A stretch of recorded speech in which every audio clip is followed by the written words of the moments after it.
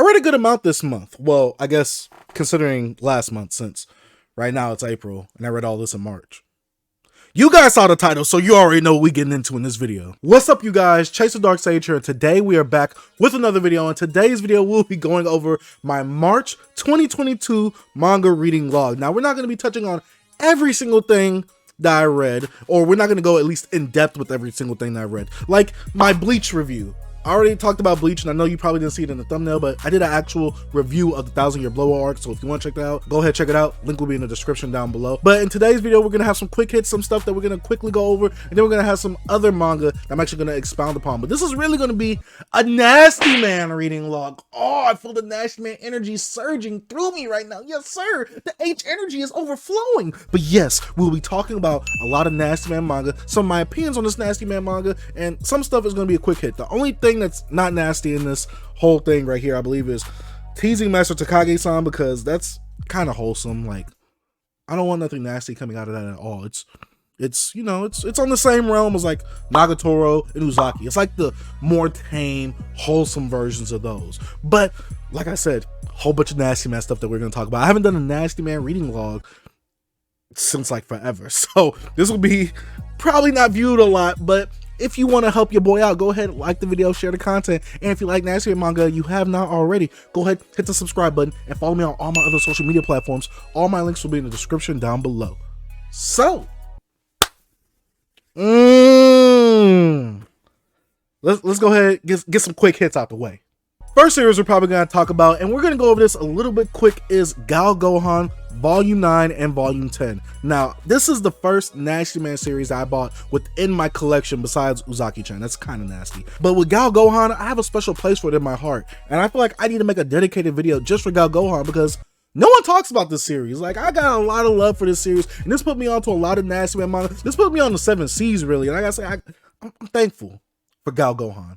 I'm gonna miss Gohan. I dang near cried when this thing ended. And it's only 10 volumes long. Like I said, I might do a dedicated video of this, but it ends how it's supposed to end. Some people might see the story as problematic between a relationship kind of trying to be built from the student to the teacher, and the student is a woman and the teacher is a male. Some people might have a problem with that, but if you're going into Nasty Man manga, you gotta throw some, you gotta throw some stuff out the window, because it's a lot of mauling in Nasty Man manga, it's a lot of underage stuff in Nasty Man manga, but we read it for the culture, for the artwork, and sometimes for the storyline. You gotta sometimes have a good storyline with some of this stuff. We're gonna talk about some Nasty Man manga. We're gonna talk about a certain one that has a pretty good storyline that I feel like has a lot of potential, and it only has 8 volumes, but we're gonna talk about it later on. Like I said, Gohan, I'm probably gonna make a dedicated video for this, because honestly, I gotta talk about Gohan, and no one else has talked about it, so yeah, let's go on to the next volume. Next series we have to talk about, and one series I've really been enjoying and me and my girlfriend have been reading, has to be Blood on the Tracks Volume 8. Now, I gotta tell you this right now. These volumes cannot come out any slower, and this is my second Shujo Oshimi work, and honestly, I want to make a video with my boy Jerry from My Wife With Me. Go ahead, check their channel out. I want to make a video with him talking about this and The Flowers of Evil, and how Shujo Oshimi is just, he's just a really good mangaka, and while his art might not be the best, it's a bit scratchy in this one to me, but honestly, I feel like I just gotta talk about Shujo Oshimi in an actual dedicated video with my boy Jerry, because he's the one who put me on the Shujo Oshimi. So shout out to my boy, love you, Jerry. But in this volume right here, more BS just happens. You get what I'm saying? The mom is gaslighting and tricking her son and making him act a lot weird and a lot different than what he usually is already doing. Now, she's already acting super funny as it is. Like, she's acting deranged in this volume. Like, it's like she's just pulling 180s in each volume, and the way that she manipulates her son in this volume, this man is having random violent outbursts to where he beats his friend up for his friend, like, messing with his hair, like, just doing, kitty stuff. You get what I'm saying? This man just goes out and full on Broly's this guy. And I'm talking about Broly from Dragon Ball Z, but he full on Broly's this guy. And I'm like, hey, yo, chill out, my guy. What's wrong with you? But then, it gets spicy. And it gets spicy in terms of drama, not like nastiness. It gets spicy in terms of drama. And when stuff hits the fan in this, when stuff hits the fan in Shujo Oshimi mangas, it hits the fan. Thank you, Shujo Oshimi. If I wanted some drama in my life, I'm going to a Shujo Oshimi work, because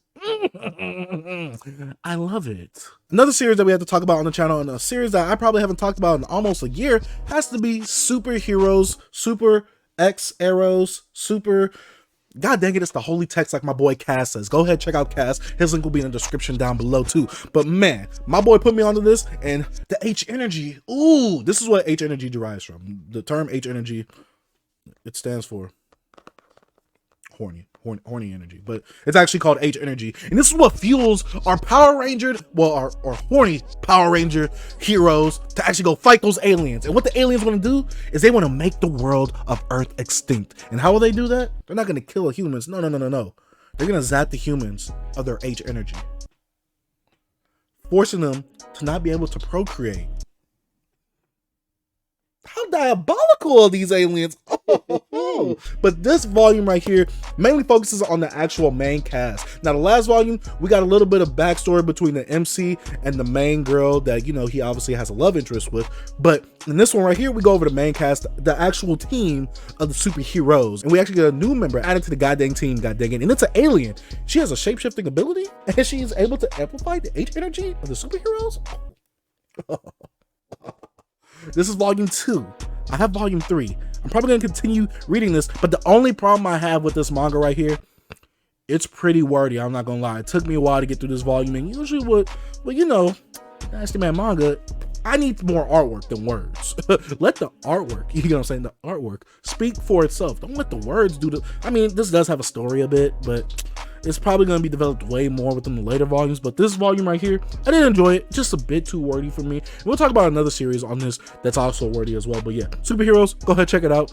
The H energy is beaming from this. I gotta put it down right now. I'm getting too much H energy right now. Another series on the quick hits, and we got to talk about this since I talked about it before.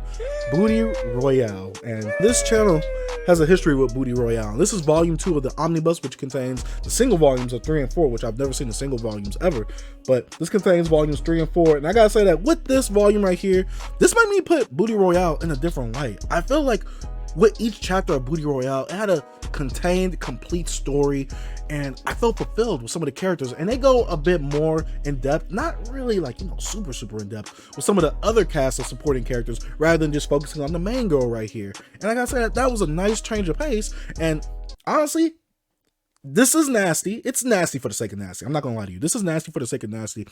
But some of the nastiness, some of the stories didn't really need the nasty for me to really be intrigued with some of these chapters. Now, they have to add a little nastiness because, well, with a title like Booty Royale, you gotta be nasty. But I will say that with some of the chapters right here, with some of the cast, I'm like, okay, I'm digging this. And then literally, while nothing nasty happens, literally at the end of the chapter, something nasty happens. And then I'm like, oh, I forgot, this is Booty Royale I'm reading. And I don't have a problem with a little bit of artwork sprinkled in every now and then. So yeah, Booty Royale, volumes 3 and 4, but volume 2 of the omnibus, I like it. Need to get volume 3. Don't read this if you're not 18. I'll just tell you that right now. And the last series we have on the quick hits has to be Please Put Them On Takamine-San Volume 2. Now, obviously, I love Volume 1. I have a dedicated video for Volume 1. And my first impressions for that video, it was hilarious. But I will say Volume 2, it really actually made me like Takamine-San. Now, in the first volume, I didn't like Takamine-San. And I honestly don't like the main male character of the series. He's scrubbish. That's why I call people like him. He's a bit scrubbish. He's not a simp. He's scrubbish. And I really don't like him in this one because he settles for less. And that's not good to settle for less. But Takamine, she's such an overachiever. She pushes him to do better. And as him being her closet, I guess she needs to be surrounded by the best. But she also likes him because they have some type of past that they touch on at the end of this volume. I don't know. Takamine pushes him, wants him to be better. And he just settles for less. And I don't like him. He's a scrub. That's all I'll say about this. I mean, he's not as bad as Kazuma or Kazuya, whichever the one is the rag main protagonist. He's not as bad as him, but he's definitely not likable. I'll tell you that. He's not likable from a fact of like, dang, like I feel sorry for you and I pity you. Like that, you're pitiful. You're not like a bad character. You're just pitiful. I don't like you because you're pitiful. But that about wraps it up for the quick hits. Now let's actually talk about some of the other series that I have read this month. And we're going to go a little bit longer with some of these series. And I think the first series I want to talk about is Sundome Milky Way. Now this series starts off with the main protagonist driving randomly at night and he sees an alien. It looks like a kaiju from this image, but he sees a random alien, and this alien comes down because she foresaw him getting into a crash, but she was the reason he got into the crash. And then one day he wakes up randomly in his bed with a woman. The story sounds good, I know. He randomly wakes up one day in the bed with the woman. He starts messing with the woman gets flustered, she starts to like it, and then she gets embarrassed. And when she gets embarrassed, she turns into the actual alien form. And you know, me personally, I don't know about you guys, I'm not gonna shame you. Oh, I'm gonna shame you a little bit. I'm gonna shame you just a little bit. Well, actually, I'm gonna shame you a lot. But I'm not attracted to aliens, and you shouldn't be either if they definitely look like the ones that was in this manga right here. And so this obviously turns him off. But the reason she meets with this human is because her race of aliens is going extinct because, well, quote unquote, from superheroes, the race has no H energy. They really, you know, don't have the energy of the H-ness to really exude upon its female race. So she has to go to Earth and procreate with a human, which will create the alien babies from her. And it's a problem because, well, every time she gets flustered or embarrassed, she turns into the alien, therefore not creating the human parts that you need in order to procreate, if you get what I'm saying. So I will say I do like the girl alien thing. I don't know, I like her in this series because she's sweet, she's innocent, and she wants to get to know more about the MC himself. But the MC, I don't like him. He is such a douche. Like, all he thinks about is sex. And I know this is very ironic coming from me, but all he thinks about is sex. He doesn't think about, you know, getting to know her as a person, you know, getting to woo her. You know, he's always putting her in these compromising situations where it's just gonna make her embarrassed or flustered to make her turn into an alien. And he just does some of the douchiest things. Like, all he thinks about is sex. And I know that's her main mission, coming down to Earth to have sex with him, but at least she's, you know, being a housewife. You know, she can't work, she can't do anything for him, so at least she cooks for him, is a housewife, cleans the house, while this man just thinks about sex. And by the end of this volume, another love interest comes in and she's completely human. Oh, I gotta order volume 2. That's all I gotta say. I gotta order volume 2. I did enjoy the read. I just don't like the main character, but obviously he's gonna have some type of character arc. But I honestly want him to lose. He does not deserve a baddie like this one on the front cover right here. He does not. I'm telling you this right now. No, he needs to lose. Now, if they transplant me into the manga, then I need to win. So if I'm in there, you guys gotta root for me. But yeah, overall, I like Sundome Milky Way Volume 1. Definitely check it out if you are a nasty man, obviously, from this whole manga reading log. Next series we have up, and this is not a nasty man series, and my boy Joseph was on my behind telling me that I need to read this. And I've been had Volume 1 and 2 in the repertoire of my manga collection. Don't ask me how to use or spell that. I just felt like it felt correct using it in that sense. But we are talking about Teasing Master Takagi-San Volumes 1 and Volumes 2.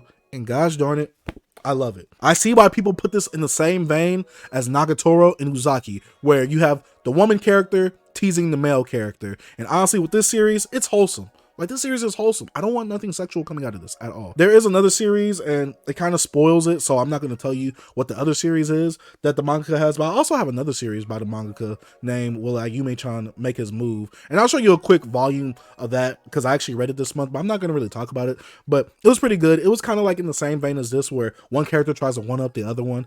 And honestly, I really like Teasing Master Takagi-San. Takagi, she just loves messing with the male main character. I forgot his name, but by the time I get off this video and I look at my notes, I'm gonna definitely remember it. But she just loves teasing him and always outsmarting him. It's like Kaguya, but a bit more innocent / tame. And they're actually in a full school setting, while in Kaguya they're only in the school president's room and stuff like that. But I really do enjoy the series, Teasing Master Takagi-San. I know there's an anime version of this on Netflix available, and I told you guys before, I'm not really into watching anime right now. I'm more into reading the manga because it's just way faster and I can keep up with it way easier than actually watching an anime and just sitting down and just staring at a blank screen. But yeah, Teasing Master Takagi-San, I enjoyed it. I ordered volumes 3 and 4 already for this because I just need more Master Takagi-San in my life. Now, with a series like this, and I'm always afraid of a slice of life series like this, is that it could go on for too long and the gimmick could get old really quick. But I understand that a lot of people love it because I've seen some of the fandom online, and I gotta say that I really love it. I'm really enjoying it.